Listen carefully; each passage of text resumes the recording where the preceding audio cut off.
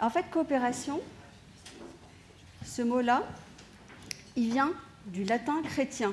Au départ, c'est un terme religieux. La coopération, c'est le fait de prier avec Dieu, d'être presque en tout cas en action de faire avec. Alors que par exemple, la collaboration, c'est collaborer, labeur, labourer. On est dans le travail difficile, dans le travail qui peut générer de la douleur, de l'effort. Alors bien sûr, dans ce que vous faites au quotidien, que vous soyez opérateur, que vous soyez financeur, que vous soyez institutionnel, vous êtes dans ce mixte entre une coopération avec cette idée de communion dans le sens des choses et en même temps dans le travail, dans le labeur, dans l'effort. Et on va voir aujourd'hui que finalement, ça va être notre fil rouge de cette journée, ce double aspect de la coopération qu'on retrouve dans le sens des mots, pour peut-être imaginer un nouveau mot à coopération qu'on trouverait ensemble aujourd'hui. Je ne sais pas, on verra ça tout à l'heure. Alors, maintenant, donc, je vous propose que nous accueillions Nicolas Cresta, qui est le vice-président de la Fondation EPIC, et Michel Venn, qui est le fondateur de l'Institut du Nouveau Monde, qui nous viennent tous les deux de très loin, très très loin. Et juste avant que nous commencions, eh bien, je vous propose que nous écoutions un message de quelqu'un qui est peut-être un peu décalé, mais qui peut nous apporter un éclairage assez particulier. C'est Bernard Werber. Bernard Werber, c'est l'écrivain très célèbre que vous connaissez tous, qui a écrit Les Fourmis, l'encyclopédie du savoir relatif et absolu, ou qui est un romancier à succès, mais qui travaille depuis des années sur ces questions de la coopération. Alors, comme il a un nouveau bouquin qui sort, il n'a pas pu être avec nous aujourd'hui, mais il a accepté de nous accueillir pour une interview exclusive pour vous. Et donc, nous allons vous présenter maintenant cette interview. C'est parti.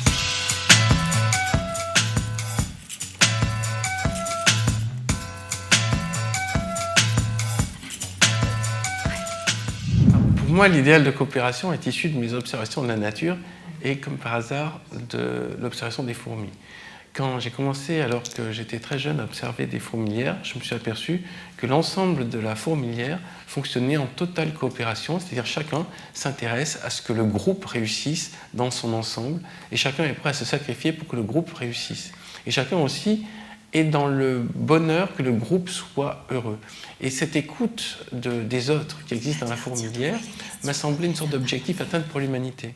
Et d'autant plus, ça m'a semblé d'autant plus intéressant que les fourmis sont sur Terre depuis 120 millions d'années, alors que l'humanité est apparue tout au plus que depuis 3 millions d'années.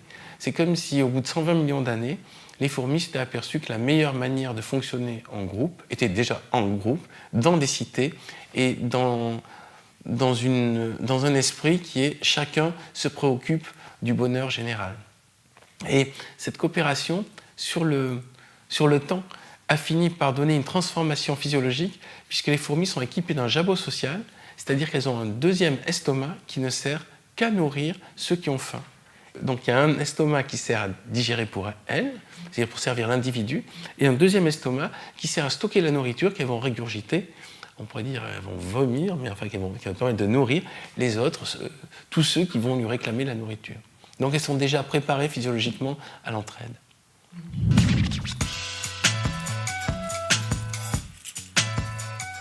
Ce que j'ai découvert en observant les fourmis, que la clé de la coopération, c'est la communication. Nous communiquons, nous, humains, assez mal. Notre mode audio est un mode qui trahit notre pensée. Je pense qu'entre ce que je veux dire, ce que les gens entendent, il y a une telle, et ce qu'ils comprennent, il y a une telle déformation qu'en fait, entre le message émis et le message reçu, il y a une trop grande différence. Et pour tous les humains, c'est pareil. Chez les fourmis, ce sont des phéromones, donc ce sont des odeurs émises par les antennes, et ces odeurs correspondent à une réaction chimique automatique. Nous, humains, émettons aussi des phéromones par notre sueur, par exemple, par nos odeurs de corps, mais la communication phéromonale n'est pas aussi consciente.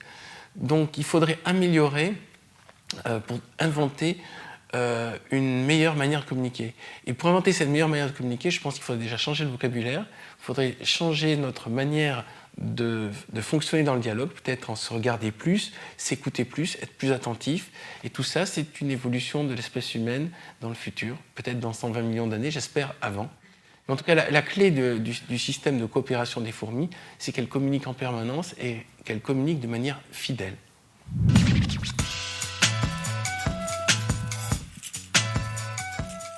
Je pense qu'on pourrait apprendre à l'école déjà aux enfants qu'il peut y avoir une préoccupation dans la qualité de la communication et qu'il peut y avoir une préoccupation dans la coopération. Pour l'instant, l'école apprend aux enfants à réussir, à gagner leur vie, elle apprend à parler, elle apprend à compter, mais il n'y a pas de projet social global. Le projet social global va apparaître par réaction devant les abus quand ils vont rentrer dans le monde du travail. Et là, il va y avoir une réaction souvent de rejet de la société, et l'ensemble va fonctionner par un système d'attirance et de répulsion qui va finalement trouver une sorte de consensus où les deux parties, entre les employeurs et les employés, on trouve une sorte de terrain neutre. Ça manque un peu d'enthousiasme, ça manque de joie, ça manque de communication, et ça fait que chacun s'établit dans une position où il veut prendre de l'énergie à l'autre sans que ça lui coûte ni des efforts ni de l'argent. Il faudrait inventer une manière où tout le monde comprenne instinctivement que son intérêt et que l'entreprise, que la ville, que la nation fonctionnent dans son ensemble, parce qu'à ce moment-là, de toute manière, ça va nous enrichir individuellement ou améliorer notre vie individuellement. Mais ça, il faudrait que ça soit décrit, c'est presque de la politique, mais non, c'est au-delà de la politique, c'est entre la philosophie, la communication et une nouvelle manière de penser le rapport aux autres. C'est pas parce que l'autre va mal que je vais aller mieux, c'est plutôt parce que l'autre va bien que je vais aller bien aussi, et on a intérêt à tous aller bien. En fait, la formule idéale, ça serait 8 milliards d'humains qui sont heureux, et à ce moment-là, l'ensemble du système marcherait bien. Mais pour l'instant, ce n'est pas dans l'esprit. Et je pense que ce qui nuit et à la communication et à la coopération, c'est notre instinct de singe. C'est-à-dire que nous avons en nous les primates d'il y a plusieurs millions d'années qui, eux, devaient se battre pour leur territoire et considéraient que tous les étrangers étaient des menaces. Ils devaient fuir les prédateurs, ils subissaient les intempéries, ils vivaient dans la peur de ne pas être nourris, dans la peur des maladies. Vivant tout le temps dans la peur, ils ne pouvaient pas s'autoriser à penser à un mode de coopération, a fortiori avec des êtres qu'ils ne connaissaient pas bien, donc des êtres en dehors de sa famille. Maintenant, la donne a changé. On a des outils, que ce soit Internet, que ce soit la télévision, que ce soit la radio, qui nous permettent de savoir et de comprendre mieux les autres. Il reste juste à changer d'état d'esprit pour utiliser ces outils afin de passer au niveau au-dessus, qui serait ensemble on est plus fort, et mon intérêt personnel est que tout le monde autour de moi aille bien et qu'on fonctionne tous ensemble de manière cohérente.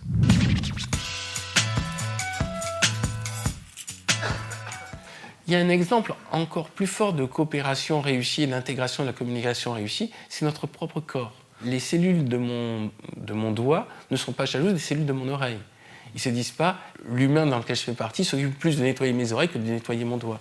Donc il y a dans notre organisme en fait une communication permanente, qu'elle soit chimique ou électrique, entre toutes les cellules, et l'envie que l'ensemble de l'organisme fonctionne. Et ça serait peut-être ça, en fait, la société idéale. C'est une société qui fonctionne exactement comme notre corps. Et notre corps a sa police, notre corps a ses systèmes de défense contre les éléments étrangers qui sont nuisibles, et en même temps, son système d'intégration qui permet d'être tout le temps en équilibre avec le milieu extérieur. Si je suis vivant ici maintenant, si vous êtes vivante ici maintenant, ça veut dire qu'il y a un système de société de cellules qui a trouvé une manière de fonctionner harmonieuse qui permet, sur plusieurs années, de fonctionner.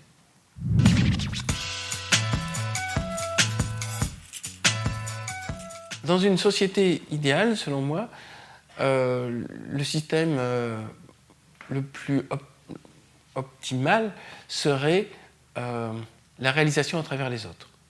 Okay. C'est-à-dire que j'ai plus de plaisir que vous soyez heureux que moi-même je sois heureux. C'est-à-dire que je m'élargis, mon esprit s'élargit pour ne pas être prisonnier que de mon corps, mais qu'il puisse s'élargir à d'autres individus. Einstein a utilisé le mot amour. Il dit qu'il faudrait que notre capacité d'amour s'élargisse non seulement à la famille, à la nation, mais à l'ensemble de l'humanité, voire du système, de tout ce qui est vivant. Ça serait ça l'objectif à atteindre, c'est-à-dire non seulement créer une coopération entre tous les humains, une coopération entre toutes les formes de vie, qu'elles soient animales ou végétales, et je pousse encore plus loin le bouchon, mais dans la voie de la Terre, je dis avec la planète. Il y a une coopération indispensable avec la planète qui nous permettrait de passer à un stade supérieur. Pour moi, la planète est vivante, c'est une entité qui respire, qui par moments s'énerve avec les tremblements de terre, qui a une peau, qui a des poils avec les forêts. Et le fait que l'homme l'utilise sans penser à sa douleur va lui coûter cher. Peut-être que quelqu'un se dira, on va peut-être essayer de discuter, de dialoguer, de coopérer avec la planète plutôt que juste vouloir l'exploiter. Mais le stade, voilà, si je devais décrire le système optimal, je dirais une humanité qui se réalise dans le bonheur général et non plus dans le bonheur individuel, et ensuite une coopération avec les autres formes de vie et avec la planète, de telle manière qu'on soit tous en homéostasie, c'est-à-dire en équilibre harmonieux, non plus en croissance. Longtemps, on a vécu sur « il faut plus de croissance pour être heureux », maintenant, je crois qu'il faut stopper, voire ralentir la croissance pour trouver un équilibre, et cet équilibre, ça veut dire qu'il n'y a pas de perdants, il y a juste des gagnants qui avancent ensemble, mais sans volonté d'écraser l'autre et sans volonté de prendre de l'énergie ou de prendre de la force aux autres.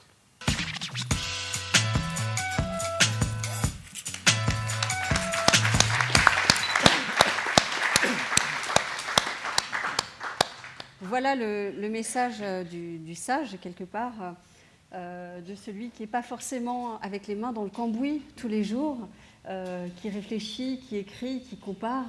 Je trouve que c'est très beau. Alors, qu'est-ce que vous en pensez, Nicolas Crostat ? Qu'est-ce que ça évoque en vous, ce que vous venez d'entendre ? Pardon. Oui. Allez-y. Merci déjà d'abord de m'inviter, mais surtout, merci de m'inviter, mais merci surtout d'avoir choisi ce thème qui me paraît aussi important quand on essaie de comprendre les secteurs non-profit et les secteurs de la philanthropie. Et d'ailleurs, je m'excuse parce que dans les prochaines 30 minutes, vous allez... Je m'excuse pour moi en français parce que vous allez m'entendre glisser des mots en anglais avec un accent italien. Ce qui est catastrophique parfois, les résultats. Mais j'espère que ce que je veux communiquer soit clair. Je ne vais pas seulement partager mon opinion, mais je veux aussi partager les constats qui dérivent d'une étude incroyable, je pense, en termes d'ampleur qu'on a fait à EPIC pour essayer de comprendre pendant les derniers 3 ans les fonctionnements du secteur philanthropique et non-profit. On a fait un survey de 3600 organisations non-profit et on a discuté avec plus que 500 des plus grands donateurs du monde, que ce soit des individus, des familles ou des corporations. Le premier constat qui m'a vraiment surpris et qui m'inquiète un peu et qui a beaucoup à faire avec les thèmes d'aujourd'hui, ce n'est pas seulement un manque de coopération, de collaboration dans le secteur philanthropique, mais même, je dirais, une déconnexion, en particulier entre l'offre du capital philanthropique et la demande de cette capital. Or, l'offre, je suis désolé, j'ai un peu mal à la gorge aujourd'hui, dans tous les pays du monde qu'on a visités, on trouve que l'offre du capital philanthropique augmente, il y a de plus en plus d'argent. De l'autre côté, la demande pour cette capital augmente aussi. Il y a de plus en plus de non-profit, de social enterprises, de toutes les formes hybrides que vous pouvez imaginer. Mais on a trouvé ce que moi, dans ma vie antérieure d'économiste, j'appelais une incroyable market failure. Ça veut dire que l'offre et la demande ne se rencontrent pas. Il y a une déconnexion et bien évidemment aussi un manque de coopération idéale entre l'offre et la demande. Et moi, je pense que c'est important, et j'ai beaucoup aimé l'entrevue. Il a parlé d'état d'esprit et d'utile. Je pense que c'est intéressant de parler de l'état d'esprit que je pense serait idéal. Bon, à la fin, il parlait d'un monde idéal. Imaginons une philanthropie, un secteur non-profit idéal. État d'esprit. L'état d'esprit actuel n'est pas idéal du tout. Il y a, je disais, un manque de connexion entre l'offre de capital et la demande qui, à mon avis, commence avec un manque d'information. Pendant ces 3 ans, quand les résultats de cette recherche commençaient à déliner, à nous aider à comprendre ce marché, je ne pouvais pas m'empêcher de penser à un article d'un économiste américain des années 70 qui m'avait beaucoup frappé. J'ouvre cette parenthèse, il est vraiment intéressant. Il s'appelait « The Markets of Lemons ». cet économiste fantastique, il expliquait les comportements et pensez au philanthrope, à la position aujourd'hui du philanthrope, de quelqu'un qui a de l'argent à donner. Il expliquait les comportements d'un acheteur qui va aux États-Unis, vous savez, ces énormes car parks où vous pouvez acheter une voiture d'occasion. Donc il arrive, il voit toutes ces voitures, elles sont tous un peu près propres, elles ont été polished, mais ce n'est pas laquelle est la bonne. Donc il risque de prendre ce que les Américains appellent un lemon, les mauvaises affaires. C'est aujourd'hui exactement ce qui se passe avec la philanthropie. Vous avez tout cet argent qui cherche la bonne ONG, mais on ne sait pas laquelle est la bonne. Donc ça commence avec un manque d'information et de confiance. Et d'ailleurs, cet économiste extraordinaire, je pense qu'il avait gagné un prix Nobel pour ça. Après, il explique dans les détails quel est le mécanisme. Donc l'effet immédiat que vous avez, c'est que sa propensity to pay, to spend, commence à descendre. Donc déjà, il dit, moi, je vais payer moins pour la voiture, parce que je ne sais pas si je vais prendre la bonne. Donc pensez, c'est exactement ce qui se passe quand vous cherchez, des gens comme nous, des fondations, cherchent des ONG. Déjà, ça calme. Et après, ce que nous on trouve, c'est que même quand donc l'argent est déboursé, on commence très mal la relation. L'argent est déboursé, et ça c'est un problème dramatique de la philanthropie à mon sens aujourd'hui, de manière très inefficiente. Donc l'allocation se fait vers la bonne ou vers la mauvaise organisation d'une manière assez casual. Après on va parler des outils qui peut-être peuvent changer ça. Et donc commence très mal en termes de collaboration. Pourquoi? Parce que quand il y a cette asymétrie d'information, instinctivement, ce qu'on met en place, c'est une relation de contrôle. Et les contrôles, ce n'est jamais un bon début pour la collaboration. Donc, vous mettez en place, et je pense, je suis sûr que plein de vous me diront que vous travaillez autrement, mais moi, je suis persuadé que la grande partie de la philanthropie, aujourd'hui, travaille sur une situation top-down de contrôle du financeur à qui, au non-profit par exemple, qui reçoit l'argent. Donc on établit ce type de relation qui, à mon sens, n'est pas la bonne manière de commencer à collaborer. Donc on n'est pas, dans la plupart des cas, dans un esprit de définition commune d'objectifs et de travail ensemble, la collaboration, parfois effectivement difficile, vers ces objectifs. On est plutôt dans un paradigme qui est dominé par l'imposition d'objectifs et l'attente que ces objectifs soient exécutés et que tout se passe bien parce qu'il y a en place cette fameux MNI, cette fameuse Monitoring Evaluation, et si on a le temps on peut parler d'utile, qui donne à mon sens l'illusion que les priorités de l'offre de capital philanthropique soient effectivement implémentées par ceux qui devraient implémenter ça. Donc voilà, je m'arrête peut-être là, je ne sais pas combien de temps, je pourrais parler pendant des heures sur ça, mais ça c'est plutôt sur l'état d'esprit et sur les problèmes que je vois aujourd'hui. Et s'il y a le temps, on peut peut-être parler après des outils qui, à mon sens, pourraient changer cette problématique. Ok, merci beaucoup Nicolas. Alors, un élément important, tout au long de l'intervention des uns et des autres, vous pouvez, via les iPads, avec vos téléphones, envoyer des questions, des commentaires. Moi, je les verrai s'afficher sur l'iPad qui est juste là, et régulièrement, je poserai vos questions. Donc, n'hésitez pas.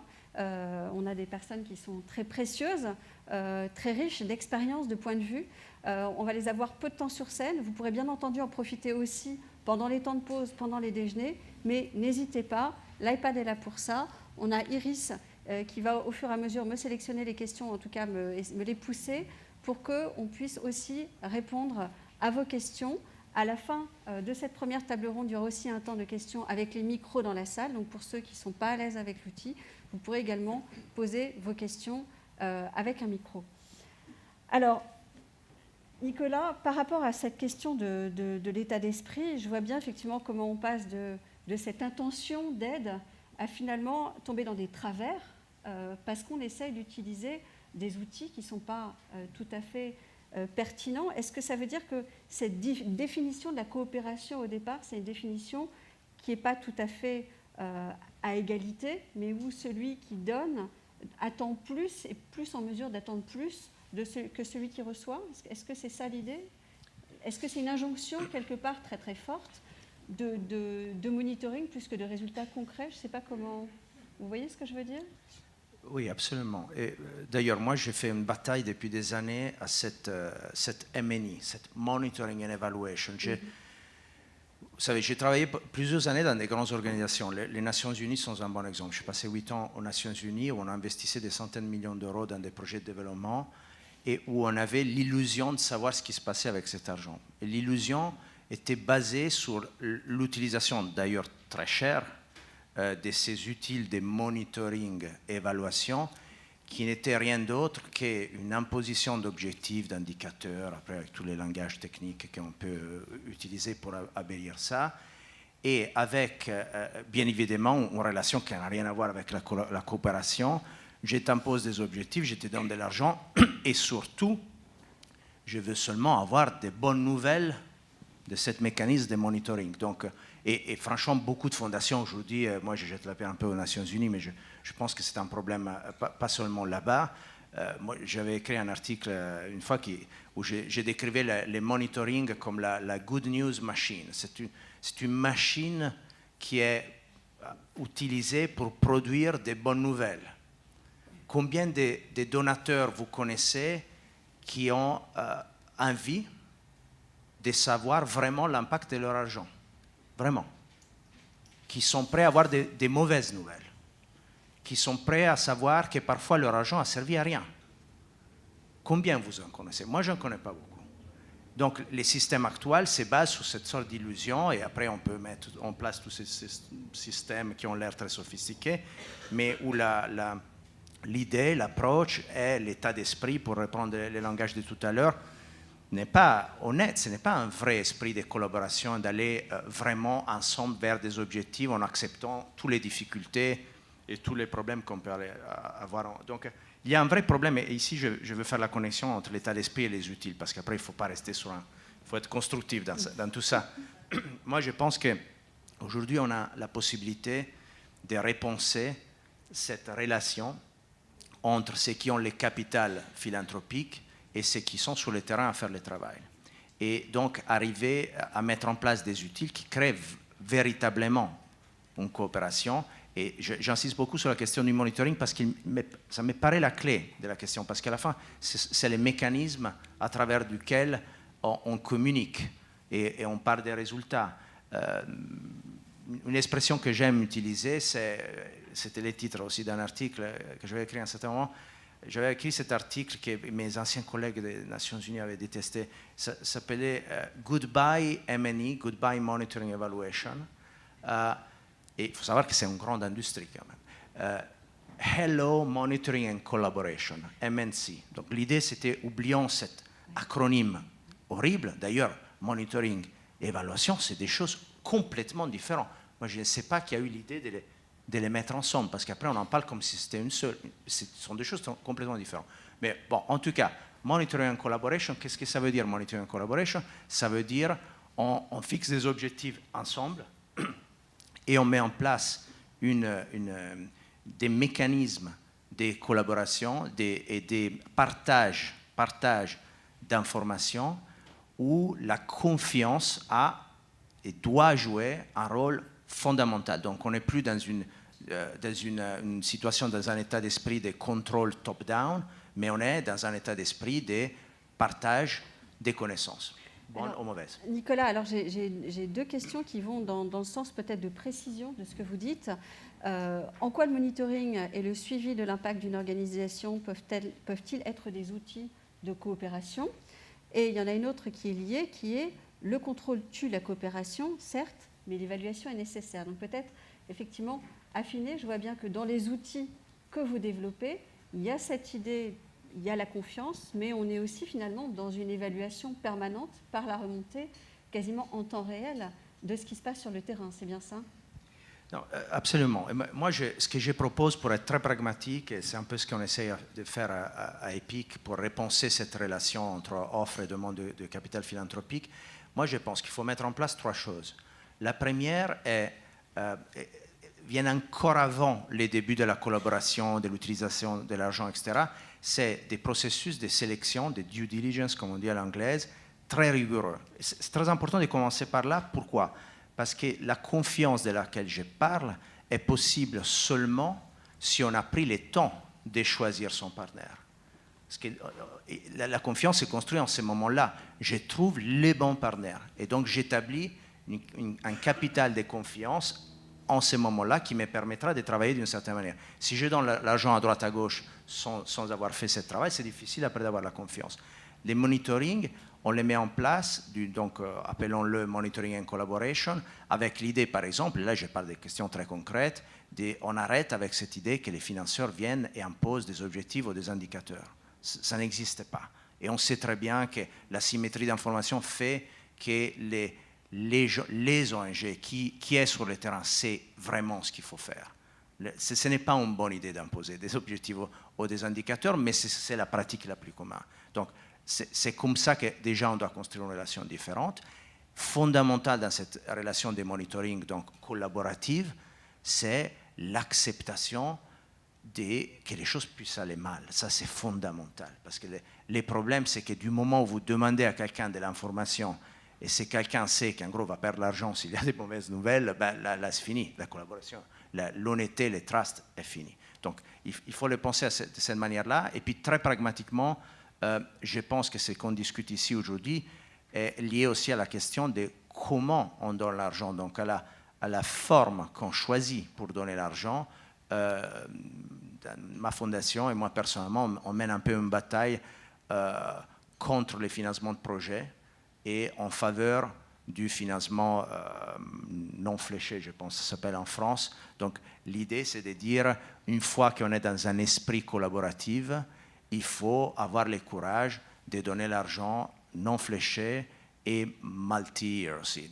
Ça, c'est extrêmement important. D'ailleurs, 80% de ces 3600 organisations qu'on a interpellées, quand on lui demande qu'est-ce que tu changerais dans les comportements de tes donateurs, 80%, 78%, ils ont répondu on a besoin de financement non fléché multi-year.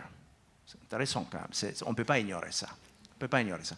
Donc, voilà, encore une fois, c'est une question d'état d'esprit et d'utile. Et juste un mot sur la question de l'évaluation.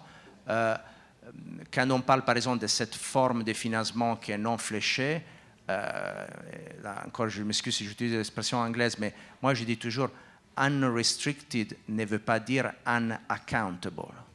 La relation de laquelle je parle met en place un monitoring extrêmement rigoureux, très fréquent. Nous les organisations qu'on finance, nos équipes sont avec eux et ils échangent des données et des données qualitatives tous les mois. Donc, ça ne veut pas du tout dire que si on a confiance, on ne vérifie pas ce qui se passe. Donc, je ne pense pas que ce que je dis est en antithèse avec les meilleures pratiques des monitoring et d'évaluation, qui sont deux choses complètement différentes. Et s'il y a le temps, on peut parler de la différence entre les deux. Ça y est, je crois que j'ai compris. Donc, en fait, le monitoring, oui, mais pas d'évaluation avec des objectifs préconçus, prédéterminés, et notamment qui soient top-down. Est-ce que c'est ça? Puis après, on va passer à Michel Venn. Est-ce que c'est comme ça qu'on peut dire les choses, effectivement? Oui, mais en comprenant la différence qu'il y a entre monitoring et évaluation, le monitoring, c'est quelque chose de constant qui nourrit la relation, qu'on peut mettre en place, qui peut être coûteux, mais une fois qu'on veut le faire, on le fait, ce n'est pas très compliqué de le mettre en place. Attention, l'évaluation, c'est une autre chose qui est très difficile, qui est très chère, et qui est surtout, et c'est pour ça que j'insiste sur la différence des deux, surtout l'évaluation en général demande beaucoup plus de temps pour évaluer les résultats d'une intervention, surtout dans le secteur social. Les temps sont souvent pas compatibles avec les cycles de financement. Vous êtes dans une relation où il y a de l'argent qui passe, parfois il faut 5 ans pour avoir une idée, pour évaluer l'impact. Donc, il faut qu'on ait très clair la différence entre les deux et quand et comment on peut utiliser le monitoring et comment on peut utiliser l'évaluation, qui est une chose différente. Mais sachant que l'évaluation, généralement, est faite aussi par peut-être des prestataires extérieurs ou des personnes extérieures qui vont donc analyser, étudier et poser une sorte de couperet à la fin du programme. C'est bien ça l'idée.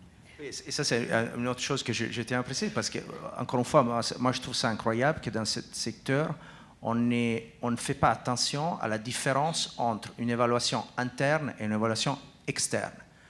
Une des données qu'on a trouvées intéressantes de cette recherche, c'est sur les 3600 non-profits qu'on a interviewés, 60% n'ont aucune validation externe de ce qu'ils font, même des non-profits qui existent depuis 20 ans. Donc on est dans un secteur qui fonctionne encore avec l'idée de j'ai un impact parce que je l'ai dit. Donc là aussi on voit l'importance de faire la différence entre une validation interne qui est importante et une validation externe. Alors une petite question de la salle, est-ce que l'étude EPIC à laquelle vous avez fait référence est disponible quelque part? Oui, ça s'appelle Epic Outlook, il est online, il faut juste googler. Epic Outlook, donc si jamais vous voulez aller creuser cette étude, Epic Outlook, ça s'appelle. Voilà, vous la trouvez, je pense, si vous faites ça sur Google, vous trouverez. Merci beaucoup, Nicolas. Nous aurons sans doute le loisir de revenir vers vous pour continuer ce bel échange. Alors maintenant, je me tourne vers Michel Venn. Donc, Michel Venn, je vais y arriver. Hop. Non, je vais y arriver. Voilà. Michel Venn, donc vous êtes le fondateur de l'Institut du Nouveau Monde. La particularité de cet institut, qui est très innovante pour un public français comme le nôtre, puisque vous venez du Canada, c'est de travailler sur la participation citoyenne, la co-construction citoyenne. Alors, en ce sens, il nous a semblé très, très pertinent que vous veniez partager votre expérience et votre regard sur cette participation citoyenne. Ça fait plaisir d'être avec vous. Merci. Oui. On parle de coopération. Pour revenir à la vidéo qu'on a regardée ensemble, en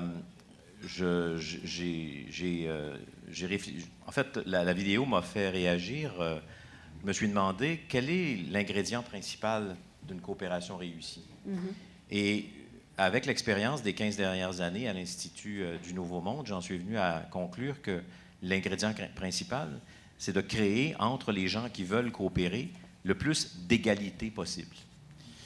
Parce que quand on est dans une relation hiérarchique, on a moins envie de coopérer. On est dans une situation où on nous demande d'obéir, ce qui n'est pas la même chose, ou de commander. Or, on prend conscience, je pense, de plus en plus à notre époque que la collaboration, la coopération, la concertation, la co-construction sont des façons de travailler qui sont plus productives. On le voit dans le monde de l'entreprise. Et cette nouvelle tendance, elle est entre autres poussée par les plus jeunes. Les plus jeunes qui ont l'habitude maintenant de vivre, en fait, ils sont nés dans cette perspective. Ils sont nés dans une époque où on travaille en réseau, dont Internet est en quelque sorte l'illustration. Et dans un réseau, les relations sont égalitaires, sont horizontales. Elles ne sont pas hiérarchiques. On vit dans un monde dans lequel les institutions ont été construites de façon hiérarchique, pyramidale, avec des patrons en haut de la pyramide ou au haut de la hiérarchie, et puis une échelle qu'il faut gravir, dont il faut gravir les échelons pour acquérir du pouvoir. Or, dans l'esprit des plus jeunes, ou des moins jeunes qui se tiennent au courant de ce qui se passe dans leur monde, cette façon de partager le pouvoir en montant dans une échelle, elle n'est plus acceptée. Donc, on cherche à établir des relations égalitaires et des relations horizontales entre nous, qui favorisent justement une coopération dans l'égalité des uns avec les autres. Comment on crée de l'égalité? On crée de l'égalité en partageant l'information d'abord. On partage l'information et on se rend chacun vulnérable par rapport à l'autre. On accepte d'écouter l'autre. On accepte le principe qu'à la fin de la conversation, je pourrais avoir changé d'avis. Alors, il faut, si on veut coopérer, créer les conditions qui obligent, qui contraignent chacun des acteurs à se plier à cette façon de faire les choses, qui implique une certaine transparence. Donc, ce que je sais sur un sujet, je le dévoile. Les intérêts que je défends, je les révèle, je les admets, je les avoue. Les préconceptions, les préjugés qui m'amènent à défendre au début d'une conversation un point de vue, je les reconnais. Et forcément, ça place les gens dans une vulnérabilité. Dans la vidéo qu'on a regardée tout à l'heure, on a beaucoup parlé d'amour. Alors, j'aime à citer un bouquin, si vous ne l'avez pas encore lu, je vous le recommande. Ça s'intitule « Pouvoir et amour ». Et c'est écrit par un homme qui s'appelle Adam Kahan. Adam Kahan, c'est un homme qui, à une certaine époque, il y a déjà longtemps, travaillait pour Shell, la compagnie pétrolière.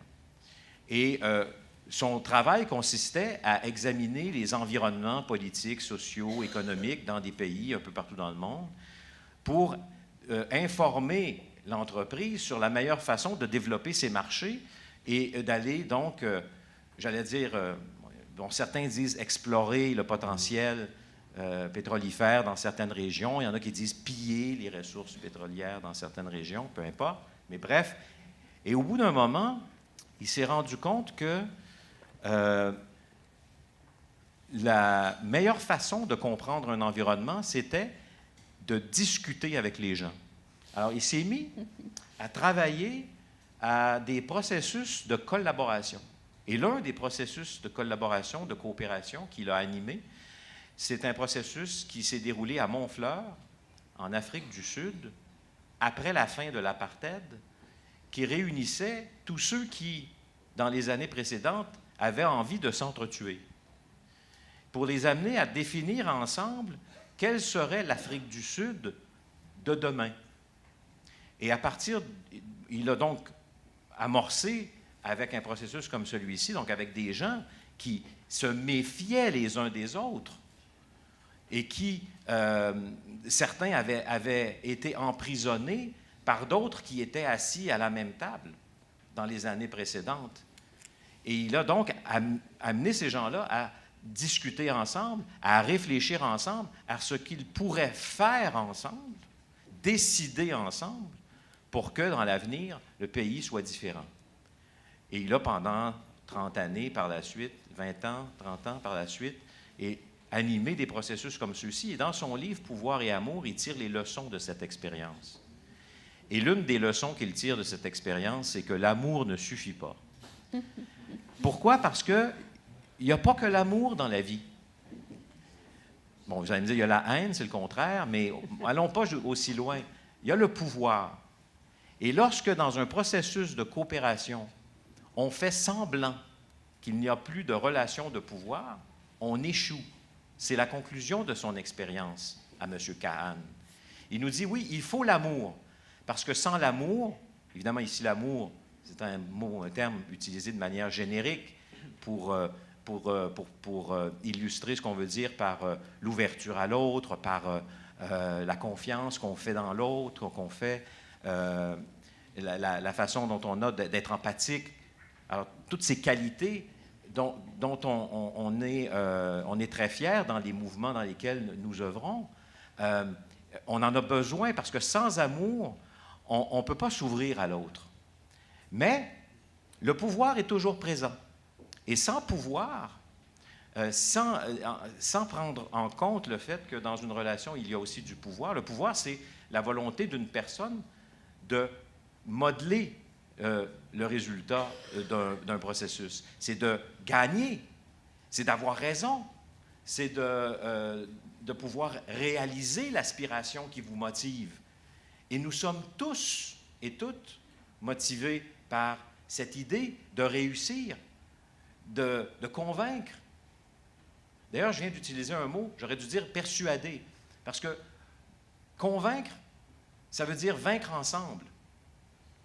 Et vaincre ensemble, c'est justement cette idée qu'il ne s'agit pas dans une conversation de simplement asséner à l'autre des arguments pour l'amener à adopter mon point de vue, mais c'est plutôt d'être à la fois de chercher à persuader l'autre personne que mes arguments sont valables, tout en écoutant ceux de l'autre, de sorte qu'à la fin du processus, c'est un troisième point de vue qui va émerger. Nous aurons vaincu ensemble, nous aurons trouvé ensemble quelque chose. Et c'est là toute la difficulté de la coopération. C'est de créer les conditions pour à la fois tenir compte des relations de pouvoir qui existent entre les gens et qui seront toujours présentes. On dit des rapports de force chez nous. Je ne sais pas ici si on utilise cette expression-là. Si. Alors, donc, il faut en tenir compte et il faut donc avoir des processus de coopération, de collaboration, de concertation, de consultation publique qui tiennent compte de ces inégalités inhérentes au point de départ, créées à travers des processus bien normés à partir de règles de l'art, de la participation publique, de la concertation et de la collaboration, le plus d'égalité possible entre les gens, pour que puisse apparaître un peu plus d'amour, pour utiliser les termes qu'on a utilisés tout à l'heure, et en venir à être capable de se convaincre et de coopérer, et d'arriver donc à un résultat. Donc, j'en viens à la conclusion que si on veut vraiment coopérer, on doit se donner des règles. On doit se créer des contextes. On doit donc adopter des modalités. On ne peut pas faire ça, on ne peut pas être angélique, bref. On ne peut pas simplement dire « nous allons coopérer dans l'amour et ça va marcher ». Parce que ça peut ne pas marcher si on oublie cette idée que les rapports de pouvoir existent. Merci beaucoup, Michel Venn. Alors effectivement, j'entends tout ce que vous dites et je trouve ça très pertinent, très juste, puisque la coopération, d'un côté, a cette dimension d'ouverture à l'autre, d'essayer de se mettre au même niveau, donc d'égalité, comme vous le disiez au début de votre propos, et en même temps, cette conscience qu'il y a des relations de pouvoir, potentiellement des relations hiérarchiques, et comment on fait avec tout ça pour arriver à aboutir à une réussite, à des progrès pour le développement humain. Alors, par rapport à l'échelle de la participation que vous avez développée avec l'Institut du Nouveau Monde, si je vous écoute et que je mets en écho ce qu'on a à l'écran depuis tout à l'heure, j'aurais tendance à me dire que dans notre tentative de définition de la coopération, eh bien, l'information, la consultation, la discussion, la délibération, la collaboration, ce sont des formes de coopération? En fait, c'est une échelle. Oui. Bon, l'Institut du Nouveau Monde s'est donné comme objectif, comme mission, d'accroître la participation des citoyens à la vie démocratique.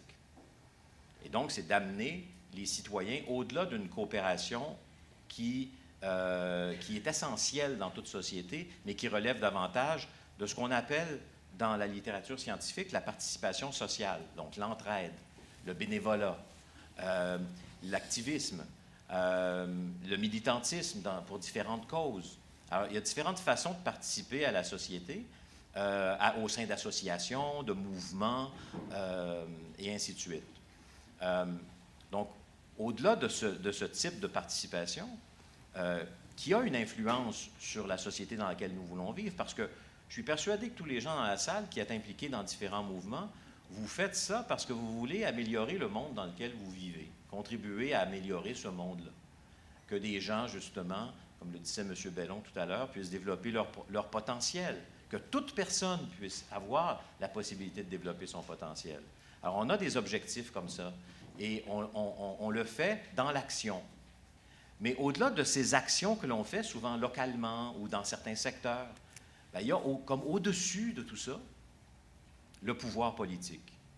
Et le point de vue qu'on a essayé de développer à l'INM, c'est qu'au-delà donc de cette participation sociale, de cet engagement qu'on peut avoir au niveau local sur des causes, bien, il faut aussi que le citoyen, la citoyenne ordinaire, moi je les appelle extraordinaires, mais on dit ordinaire, puisse avoir une influence sur ces décisions politiques qui sont prises et qui parfois viennent contrecarrer tous les efforts qu'on fait au quotidien dans des milliers et des milliers d'associations.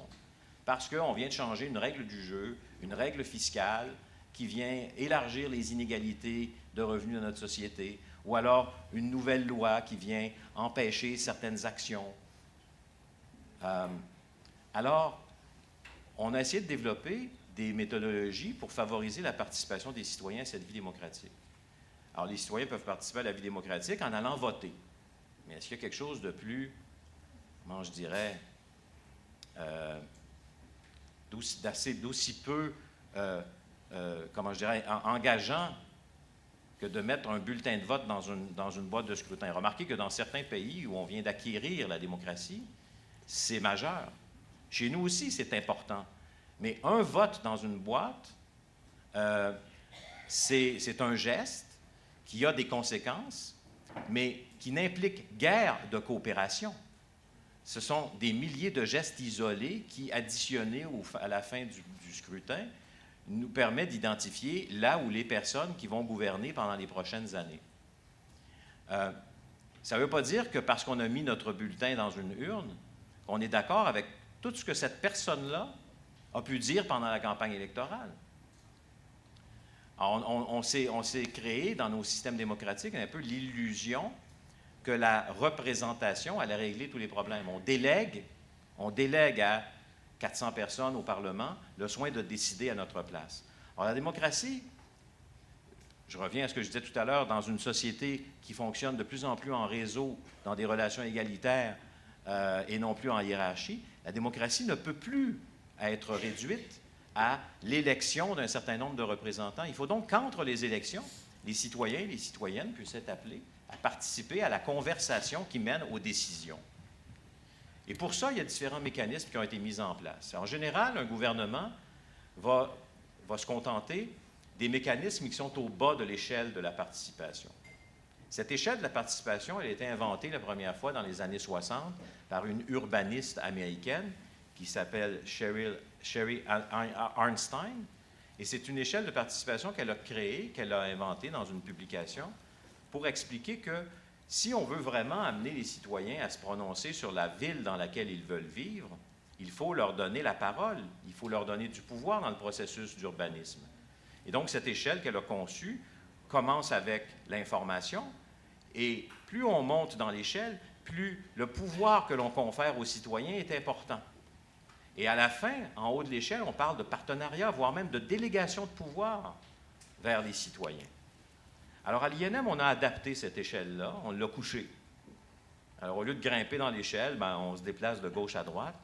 Et dans un processus de participation, la première étape, le premier échelon, c'est effectivement celui de l'information, qui est essentiel. Il faut toujours qu'il y ait de l'information, je l'ai dit tout à l'heure, c'est l'information qu'on partage. C'est le premier ingrédient pour créer de l'égalité entre les personnes. Ensuite, si on veut aller plus loin, les personnes qui décident vont consulter la population, vont donc demander aux gens, dites-moi ce que vous en pensez. Alors, je vous écoute et je ferai bien ce que je veux avec ce que vous me dites ensuite. C'est le deuxième échelon. Et déjà, au moins, on accepte d'écouter les citoyens. Si on continue de monter dans l'échelle, on va amener les citoyens à discuter ensemble et avec le décideur pour échanger sur les points de vue. Mais ça demeure le décideur qui convient de la conclusion de la conversation. Alors, si on monte encore plus dans l'échelle, on arrive à un niveau de délibération, au terme de laquelle c'est l'ensemble des participants qui concluent, qui, s'ils ne prennent pas la décision, en tout cas, formulent, sous la forme d'une recommandation, l'orientation qui devrait être retenue. Et puis, si on continue à monter dans l'échelle, on va former des comités, des instances, on va donner du pouvoir à des gens, la capacité de la prendre, la décision, et même de la mettre en œuvre dans le contexte de collaboration. Aujourd'hui, dans les processus participatifs au niveau politique, souvent on reste aux échelons les plus bas de l'échelle. Et on hésite à monter dans l'échelle. Le tabou dans la participation citoyenne aujourd'hui, c'est le pouvoir. Alors, les décideurs sont bien heureux d'organiser quelques soirées d'information. Ils vont accepter d'écouter. Si on va sur les supports numériques, ils vont faire un sondage. Mais ce qui est le plus difficile, c'est de monter à l'étape de la délibération, qui est pourtant une façon de faire participer les gens qui est beaucoup plus riche, beaucoup plus constructive. Parce que quand on délibère ensemble, on clarifie les valeurs qui sont en cause. On s'approprie le sujet. On comprend mieux les enjeux. On comprend mieux l'environnement dans lequel ça se déroule. On entend les objections des uns et des autres. Il y a un arbitrage qui se fait entre les citoyens. Et au bout du compte, on réussit à tirer les conclusions beaucoup mieux informées qui donnent de meilleures décisions politiques. Un dernier ingrédient, je termine là-dessus, Mélusine, sur les bons processus participatifs, c'est celui du temps. Alors, souvent, on nous impose dans des processus de décision publique des calendriers très serrés. On invoque toutes sortes d'urgences qui n'en sont pas, mais pour limiter les temps de dialogue. Or, le temps est essentiel, parce que c'est à travers le temps, justement, qu'on peut s'approprier les enjeux et les sujets, qu'on peut faire des apprentissages comme citoyen, puis c'est avec le temps que s'instaure le dialogue. Le dialogue, il est lent, il est long à établir. Alors, il s'établit un dialogue, et à travers ce dialogue, il se crée une mémoire commune de l'enjeu et du sujet. Et puis, finalement, il s'instaure une espèce de sagesse. Une sagesse qui vient de cette délibération, de ce dialogue, et qui ne peut que s'inscrire que dans la durée. Sans quoi, il échoue. Merci beaucoup, Michel Venn. Alors, là, j'ai une question qui résonne avec la question que je souhaitais vous poser à tous les deux à présent. Alors, Michel, tout d'abord, la question qui est posée ici, donc je vous encourage tous, si vous avez des questions, à les faire passer. Dans quelle mesure l'échelle de la participation que vous présentez est-elle effectivement appliquée? Et j'aurais tendance à coupler cette question avec, est-ce que vous avez un exemple de bonne pratique, un exemple de réussite de cette forme de coopération qui est assez poussée par rapport à votre propos, un exemple concret d'un bénéfice, d'une réussite de cette coopération, puisque aller aussi loin dans l'échange, dans la confiance, dans une forme de délégation de pouvoir, comme vous venez de l'exprimer, ça rend très, très, très vulnérable et ça peut aussi mettre en danger les projets. Pourquoi vous dites que ça peut mettre en danger un projet? Eh bien, parce que quand on a le pouvoir, on sait qu'a priori, on a un certain nombre de compétences qu'on va pouvoir utiliser et que, par exemple, quand on est élu, si je suis élu local, le peuple m'a donné le pouvoir, rebalancer une partie du pouvoir aux citoyens, c'est compliqué, c'est un frein. C'est d'ailleurs un des freins majeurs aujourd'hui de la participation citoyenne. En fait, quand on élit quelqu'un, on ne lui donne pas le pouvoir. On lui délègue une responsabilité. Je sais que, généralement, on le dit comme vous l'avez exprimé. D'ailleurs, chez nous, les élus disent, si tu n'es pas content, tu mettras je vais le dire dans notre langage, puis je traduirai en français de France ensuite. Si tu n'es pas content, tu mettras ta face sur le poteau la prochaine fois. Donc, je pense qu'il y en a beaucoup qui ont compris. Alors, ça veut dire tu mettras ton visage, ta photographie sur une affiche électorale, sur les poteaux, les murs, à la prochaine élection, puis tu te feras élire, puis tu viendras prendre les décisions à ma place. Alors, c'est comme ça qu'on conçoit la démocratie. D'ailleurs, la démocratie telle qu'on la conçoit aujourd'hui, c'est un processus de déresponsabilisation des citoyens. On dit aux citoyens, écoute, élève tes enfants, entretiens ton jardin, paye ta voiture, paye tes taxes, consomme, aie du plaisir, mais les vraies affaires. Nous, les quelques centaines de membres de l'élite, on va s'en occuper pour toi. Et aux prochaines élections, si tu n'es pas content de ce qu'on aura décidé, tu nous renverseras. Alors, c'est comme ça que la démocratie est conçue. Remarquez que c'est un progrès par rapport à la monarchie. Mais, il y a un politicien au Québec un jour qui disait, au fond, nous avons des monarques élus.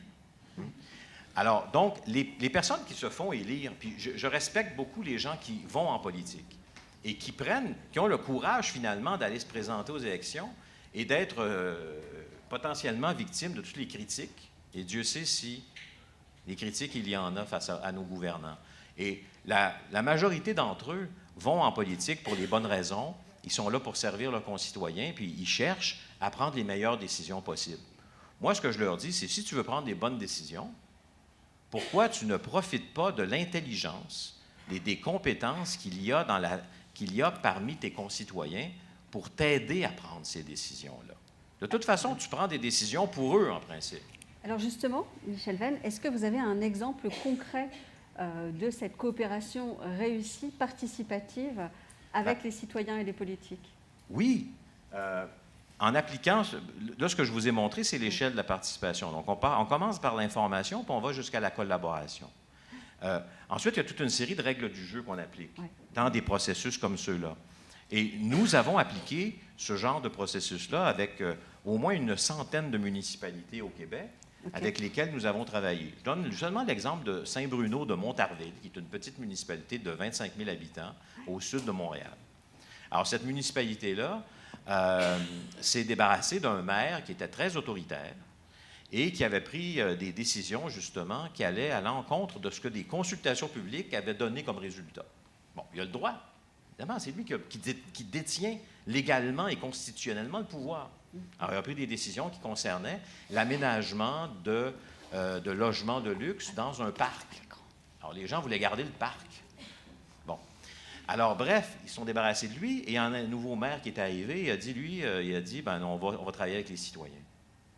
Et donc, on a élaboré avec lui et avec les citoyens tout un processus pour définir la vision de la ville pour les 20 prochaines années. Et ça s'est étalé sur presque un an, ce processus. On a travaillé avec les fonctionnaires des services d'urbanisme, d'aménagement du territoire, de loisirs, et ainsi de suite, pour d'abord définir quelles étaient les questions auxquelles on devait répondre pour établir cette vision qui allait donner lieu par la suite à l'élaboration d'un plan d'urbanisme et d'aménagement. Alors, pendant donc presque une année, nous avons utilisé toutes sortes de méthodologies participatives. Et ça, c'est une donnée importante dans les règles du jeu de la participation. Vous ne pouvez pas utiliser qu'un seul procédé participatif. Si, par exemple, vous dites, on va faire une consultation au cours de laquelle vous allez nous présenter un mémoire que vous aurez rédigé. Il y a des gens qui ne se sentent pas compétents ou n'ont pas le temps d'écrire un mémoire. Alors, il faut leur offrir une autre manière de s'exprimer. Donc, les inviter dans une journée familiale avec les enfants. Parce qu'un des freins à la participation, souvent, c'est le temps. On a une famille à élever, on a des choses à faire. Donc, il faut créer des circonstances dans lesquelles ce sera facile. Alors, vous organisez une journée familiale où il y aura un service de garde pour les enfants avec des jeux. Vous allez même faire participer les enfants à la discussion sur l'avenir de leur ville en leur faisant dessiner le parc dont ils rêvent autour de chez eux ou quoi que ce soit, pendant que leurs parents vont venir débattre d'enjeux un petit peu plus complexes sur l'avenir de leur ville. Alors, au bout donc de ce processus, on a élaboré une vision avec toute une série de principes à respecter sur l'aménagement de la ville, le développement économique de la ville, l'égalité entre les hommes et les femmes, l'intégration des personnes issues de l'immigration et ainsi de suite. Et puis, maintenant, ça sert de guide à la ville, à tel point qu'un an plus tard, on nous a demandé à l'INM d'aller animer une consultation publique sur un projet qu'avait la ville de réaménager un carrefour giratoire et certaines rues qu'on voulait fermer. Eh bien, il y a des gens qui sont arrivés à la consultation en nous disant le projet qui est là, il est contraire à la vision que nous avons élaborée ensemble, Monsieur le maire. Regardez là, au chapitre 3, où l'on parle de qualité de vie, etc. Ce que vous proposez va exactement à l'encontre de cette proposition que nous avons adoptée ensemble et à laquelle nous avons adhéré. Bien, le maire n'a pas eu le choix que de retirer ce projet qu'il avait soumis à la consultation publique. Alors, c'est donc une relation qui finit par s'établir entre les élus et les citoyens à travers des décisions qui sont prises en collaboration. Alors, il y a une adhésion qui est suscitée par des processus comme ceux-là, à condition, comme je le disais, qu'on prenne le temps, qu'on amène les gens au-delà de la simple information et de la récolte des points de vue épars et juxtaposés les uns aux autres, qu'on favorise un échange, car c'est à travers l'échange que l'arbitrage apparaît. Le politicien n'a même pas besoin de trancher.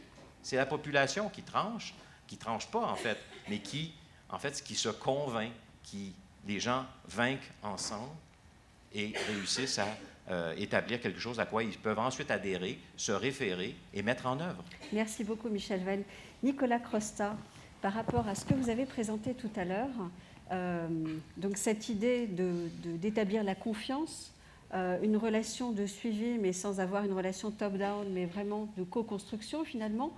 Comment vous faites? Est-ce que vous avez des exemples de réussite, de bénéfices de ce mode de fonctionnement-là, qui peut paraître pour certains presque subversif aujourd'hui? Oui, J'ai exactement 35 exemples. OK.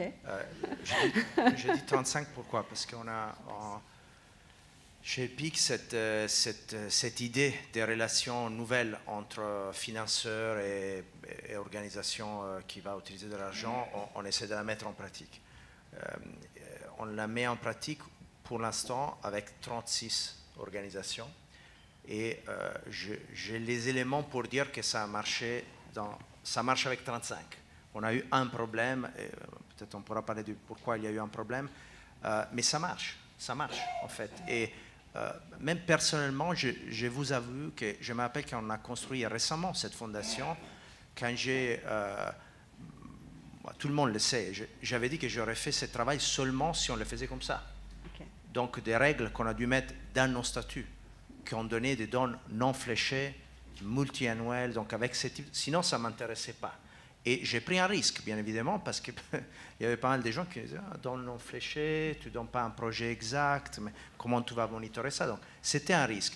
3 ans après, on peut dire que ça marche. Avec 35 sur 36, l'effet que parfois les choses ne marchent pas, je trouve que, personnellement, je pense que ça confirme les modèles. Si je vous disais que ça marche toujours, ça serait moins croyable. Il y a un cas, et d'ailleurs, pourquoi ça n'a pas marché dans un cas, il y a une organisation qui l'a dit même très honnêtement, elle n'avait pas encore assez de confiance pour partager avec nous toutes les informations qu'on demandait. Et nous, tout simplement, on a dit, s'il n'y a pas le partage, on ne peut pas travailler ensemble. Donc mais c'est 1 sur 36. Donc voilà, je pense que l'expérience pour l'instant est plutôt positive. Et ça ne donne pas plus de travail aux gens de terrain de remonter toujours cette information? Comment vous organisez les choses pour que finalement ce soit plus efficace? Déjà, quand on établit ce que moi j'appelle une culture du monitoring et pas une imposition, il y a une fois que, comme on disait très bien les vidéos tout à l'heure, quand l'état d'esprit est bon, les choses se font beaucoup plus rapidement. Vous sont tombés dans les études trop académiques, mais vous savez, toute la littérature qu'on a, que par exemple étudier pourquoi certains districts industriels en certains moments fonctionnaient mieux que des autres. Par exemple, on a des exemples en France, en Italie. Tout était basé sur la confiance qui réduit énormément les coûts de transaction. Donc, après, sur des outils intelligents, aujourd'hui, on a des technologies qu'on peut utiliser. Là, pour être très concret, moi, je me rappelle les anciennes méthodes de monitoring où on envoie à une ONG un fichier Word de 45 pages à remplir.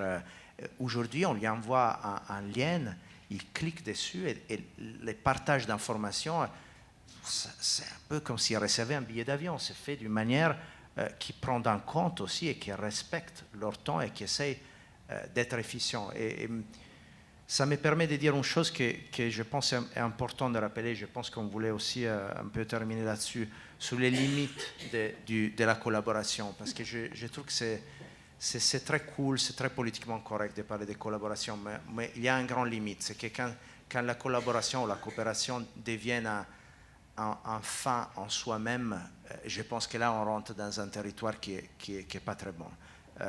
Je pense que la collaboration avec des objectifs clairs et suivis clairement est utile, sinon elle devient un coût de transaction. Et qu'on voit dans beaucoup de grandes organisations, sans faire à nouveau des noms, où on a parlé collaboration pendant très longtemps, où on a mis en place beaucoup de processus collaboratifs qui à la fin nous font même oublier ce qu'on essaye de faire. Réflexion que je me faisais récemment, il y a une phrase que vous trouvez dans beaucoup de... Je ne sais pas si en France aussi on l'utilise beaucoup, mais dans les speeches en anglais, il y a cette phrase qui est un proverbe africain que tout le monde a appris à utiliser parce qu'apparemment elle est très belle, qui dit si vous voulez aller loin, si vous voulez aller vite, vous allez seul. Si vous voulez aller loin, vous allez ensemble. Très belle phrase. Moi, je dirais qu'aujourd'hui, on doit aller vite et loin. Donc, l'urgence de certains challenges sociaux qu'on a devant nous, ce n'est pas seulement la gravité, c'est l'urgence aussi. Donc, d'accord la collaboration, mais n'oublions pas que la collaboration doit amener à quelque chose et dans des temps raisonnables. Et donc, je suis pour une approche très, très pragmatique à cette question.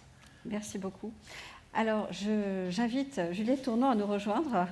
Bonjour Juliette. Donc, malheureusement, elle est un peu en retard, donc on va avoir un temps un peu plus compressé. Merci beaucoup d'être là néanmoins. Donc, effectivement, Juliette Tournant est coach spécialisée dans les questions de bienveillance. Alors, elle travaille vraiment sur la dynamique managériale, donc vraiment de comment se passe au quotidien la coopération au sein des organisations, au sein des associations, des fondations, etc. Donc Juliette, est-ce que vous voulez nous raconter comment vous définissez la coopération plus dans les relations humaines, dans la vie quotidienne ?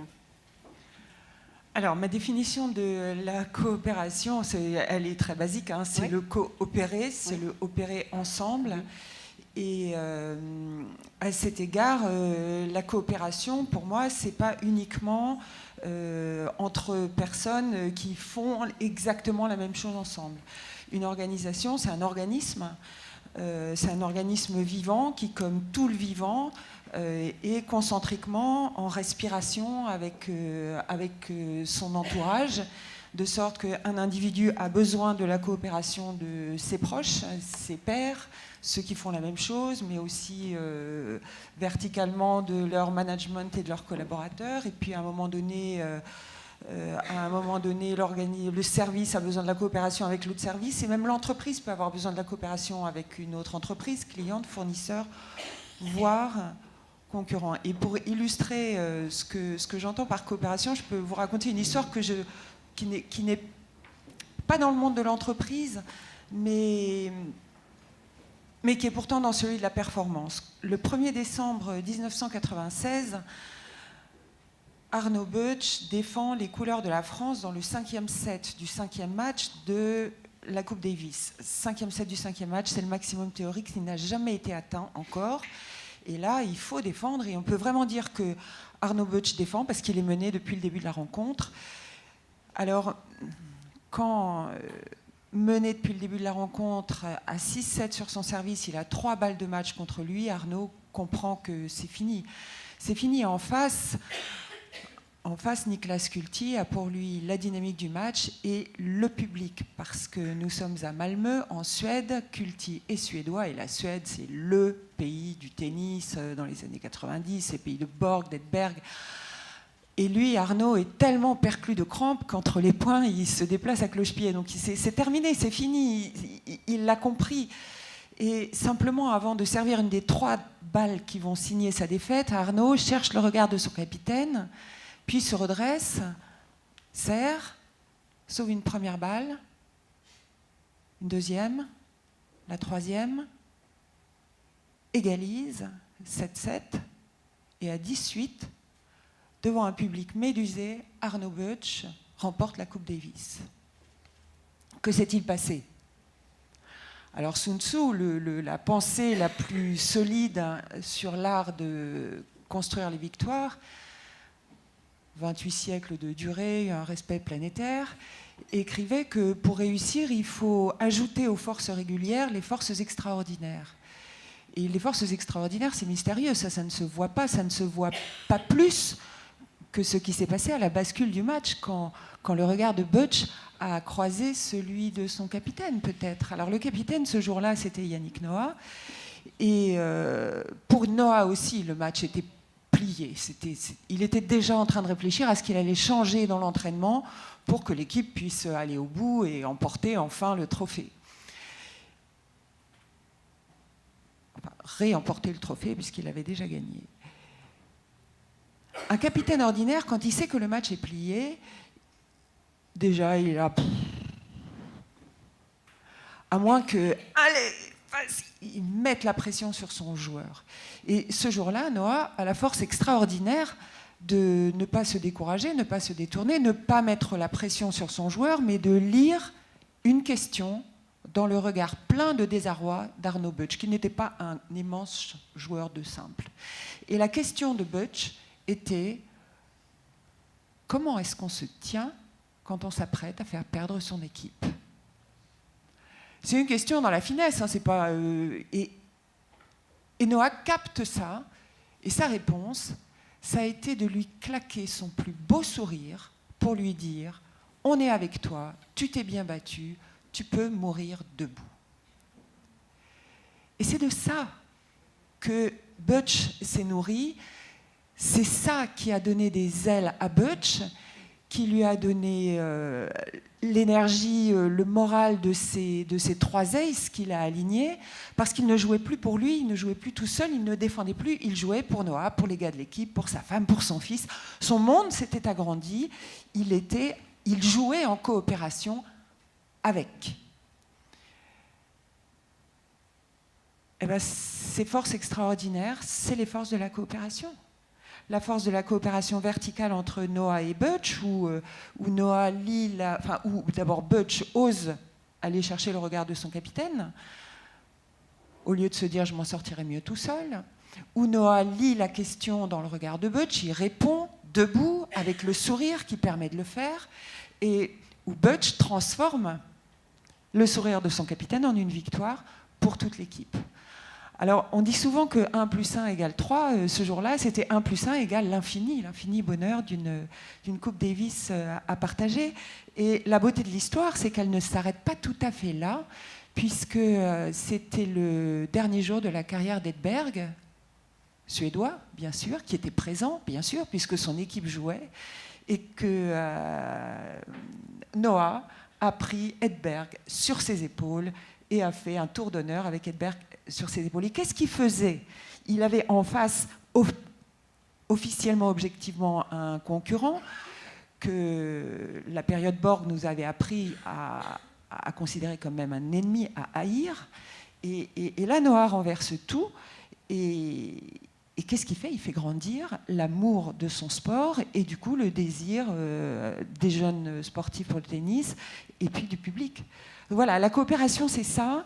C'est quelque chose qui rend... Enfin, ce sont les forces extraordinaires que vous pouvez ajouter aux forces régulières pour atteindre les victoires. Merci Juliette pour cette belle histoire. Alors, dans votre livre « La stratégie de la bienveillance », vous définissez des outils, des cadres conceptuels et pratiques de la mise en œuvre efficace d'une coopération au quotidien. Est-ce que vous voulez nous en dire assez rapidement un peu plus avant qu'on prenne les questions de la salle? Oui, parce que quand s'est posée à moi la question de modéliser la coopération, on était en 2001, on commençait à dire que la performance, et à écrire et à publier que la performance passait par la coopération, mais la coopération, c'était pas très défini. Et alors, il y avait des gens qui disaient coopérer, c'est écouter, il y avait d'autres gens qui disaient coopérer, c'est participer, enfin bon, mais tout ça restait assez flou. Et quand il s'est agi de proposer la même vision à 754 des plus artistes aux plus scientifiques, en passant par tous les métiers de commerce, de gestion, de tout ce qu'on veut dans une grande entreprise, je trouvais que ce n'était pas très, très suffisant. Et je suis repartie d'une expérience connue sous le nom que je crois désolant de dilemme du prisonnier, que peut-être certains d'entre vous connaissent, et qui met chaque personne en relation avec beaucoup d'autres, un grand nombre de fois, avec le présupposé que quand 2 personnes coopèrent, elles gagnent chacune 3 fois plus que si elles étaient restées chacune de leur côté, mais qu'il y a aussi le risque, si je coopère avec vous et que vous me tournez le dos, que vous partiez avec le jackpot et que pour moi ce soit le râteau. Donc individuellement, coopérer, c'est risqué. Comment peut-on, du coup, faire monter la coopération si on ne résout pas la question de ce risque à l'échelle individuelle? Parce que la coopération, ça commence toujours par une personne qui se risque. Or, dans le jeu qui modélisait cette situation, il y avait une ligne de conduite qui l'emportait très loin au-dessus des autres. Tout ça, c'est une recherche qui date de 1979 et l'organisateur de la recherche avait conclu que cette stratégie absolument brillantissime n'était pas applicable pour la vie. Et moi, ça m'avait désolée. Je trouvais ça trop triste. Donc je suis repartie de cette petite stratégie que vous connaissez peut-être sous le nom de donnant-donnant. Encore une fois, donnant-donnant, c'est un nom à mes yeux déplorable parce qu'il n'est pas juste. Et l'organisateur du jeu avait raison, on ne pouvait pas la plaquer telle qu'elle sur la vraie vie. Si vous la plaquez telle qu'elle dans la vie, ça revient à si t'es sympa, je suis sympa, si tu me tapes, je te tape, une stratégie de cour de récré dont on sait les limites, et puis personne n'est le plus fort toujours de la cour de récré pour pouvoir taper. Mais ce qu'on pouvait faire, c'est aller chercher quel était le système de valeurs au centre de cette stratégie. Quelle était l'armature au centre qui la rendait tellement brillante que, en fait, elle était à l'initiative d'un écosystème coopérant, elle obtenait la coopération de ses concurrents. Ça nous intéresse. Eh bien, 1, elle était bienveillante. 2, sa bienveillance était réciproque. C'est-à-dire qu'elle était bienveillante pour l'autre et aussi pour elle-même.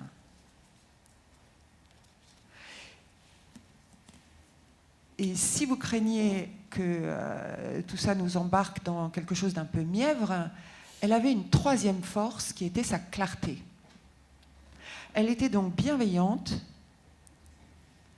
d'une bienveillance réciproque. Donc pas si t'es sympa, je suis sympa, si tu me tapes, je te tape. C'est je cherche la place bienveillante pour toi et moi, et puis du coup aussi les autres. Et la clarté. La clarté qui est souvent sacrifiée quand on parle de bienveillance, parce qu'on se dit, bon, je vais être bienveillante pour vous, pour moi, pour tout le monde, bon, on s'arrangera, et puis la clarté est sacrifiée au bénéfice d'une espèce de flou qui va nous révéler des malentendus. Donc bienveillance, réciprocité, clarté, et en fait, si on observe les périodes de nos vies, si vous faites ça dans la journée ou ce soir en rentrant à la maison, les périodes de nos vies où nous avons eu un enchaînement de coopérations qui nous ont mis comme sur une espèce de voie d'état de grâce, en fait, dans ces cas-là, on a tendance à se dire « Oh là là, ça ne va pas durer », et c'est à ce moment-là d'ailleurs que ça s'arrête. Mais les sportifs de haut niveau, ils cherchent plutôt à retrouver leur état d'esprit à l'amorce de ces séquences. Et à l'amorce de ces séquences, qu'on soit sportif, qu'on soit un athlète du sport ou de l'entreprise, on était au centre de ces 3 forces, bienveillance, réciprocité de bienveillance et clarté. Alors, il y a aussi des situations, et c'est celles-là qui sont les plus difficiles à résoudre, où la place à la conjonction de ces 3 forces n'existe pas. Et là, on est tenté de lâcher la bienveillance pour soi et de s'écraser, la bienveillance pour l'autre et si on peut passer en force, la clarté, flouter l'image, mais ça nous fait sortir de cette voie des forces extraordinaires. Et alors, que faire? Je peux raconter une petite histoire ici? Rapidement, il nous reste 5 minutes. 5 minutes. Alors, je vais vous faire une petite récréation de l'entreprise aussi pour... que faire? Cette situation, c'est celle que rencontre le couple Van Gorkum au XIXe siècle, au sud des Pays-Bas. Il est protestant, elle est catholique, ils s'aiment, ils se marient, et tout va bien jusqu'à ce qu'ils réalisent qu'ils ne pourront pas être enterrés ensemble. Ils ne pourront pas être enterrés ensemble parce qu'au XIXe siècle, aux Pays-Bas, il y a un cimetière pour les protestants, un cimetière pour les catholiques, et on ne peut pas mettre un protestant en terre catholique et une catholique en terre protestante. Ce n'est pas possible. Que faire? Lâcher la bienveillance pour leur communauté respective, partir en guerre qui contre le curé, qui contre le pasteur, contre toute la communauté de Roermond, leur petite ville qui va pourtant être ceux qui vont les enterrer. Lâcher leur projet, lâcher la bienveillance pour eux, somatiser, mourir plus vite, être plus vite séparés. Flouter l'affaire. Les Van Gorkum sont enterrés au petit cimetière de Roermond, de part et d'autre du mur de séparation des 2 cimetières. Et ils ont fait élever chacun une stèle qui s'élève au-dessus du mur, et au-dessus de ce mur, ils ont fait sculpter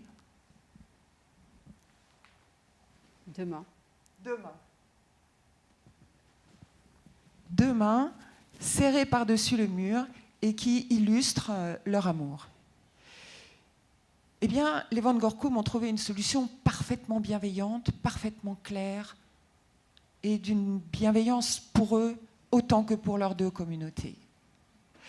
Mais aux 3 forces tirées de la petite stratégie théorique, ils en ont ajouté une 4e, et cette 4e force, c'est la force de la vie et c'est le plaisir humain, c'est la liberté d'innover. Et il me semble que dans les organisations, et c'est à ça que je travaille depuis maintenant 16 ans, dans les organisations, quand ça coince, quand il y a un impossible qui donne envie de passer en force, tant pis, ou de s'écraser, ou de flouter, c'est toujours le moment, c'est toujours une invitation à créer une solution qui n'existait pas encore. Et cette solution qui n'existait pas encore, elle est aussi innovante que celle de la sépulture commune des Van Gorkum, qui, au lieu d'être sous la terre, se trouve être dans le ciel, au-dessus du mur. Et elle a aussi la saveur de cette solution, qui est que si les Van Gorkum voulaient immortaliser leur amour dans leur sépulture, c'est beaucoup plus réussi avec cette sépulture extraordinaire que s'ils avaient pu être tout simplement enterrés ensemble. Eh bien, dans l'entreprise, c'est la même chose.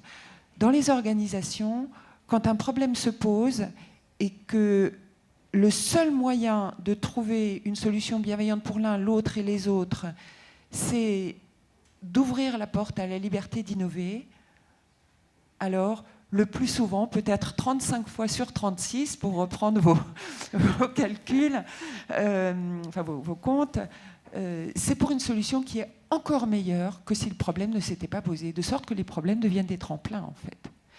Et certes, nous commençons toujours par froncer des sourcils, nous commençons toujours par taper sur la table, nous commençons toujours par commencer par avoir envie de mentir, de passer en force ou de nous écraser. Mais nous pouvons utiliser le switch mental du sportif de haut niveau, le tennisman qui se dit « Oh là là, cette balle, mais ma grand-mère aurait fait mieux », et qui en fait un marqueur pour se dire « Oui, mais je suis encore sur le court, là. Et tant que je suis sur le court, j'ai encore des balles à jouer. » Alors, à nous, quand nous rencontrons des problèmes et que oui, nous soupirons, nous râlons, nous avons envie de passer en force, de nous écraser ou de flouter, de solliciter cette merveilleuse liberté d'innover. Et puis, le point le plus accompli de la liberté d'innover, c'est la liberté de laisser innover. Et ça, c'est l'art du management. C'est l'art du grand manager. Il y a le grand manager qui innove, et il n'innove jamais autant, ni aussi bien, ni aussi loin, que quand il prend la liberté de créer les conditions de la liberté d'innover de ses collaborateurs, voire d'accueillir la liberté d'innover de ses collaborateurs, alors même qu'il ne l'a pas suscitée. Mais si elle est au centre des 3 premières forces, alors là, c'est de la coopération haut de gamme, c'est de la coopération qui fait du 1 + 1 égale l'infini, comme à Malmö, le 1er décembre 1996, entre Noah et Budge et leur équipe. Merci Juliette Tournant.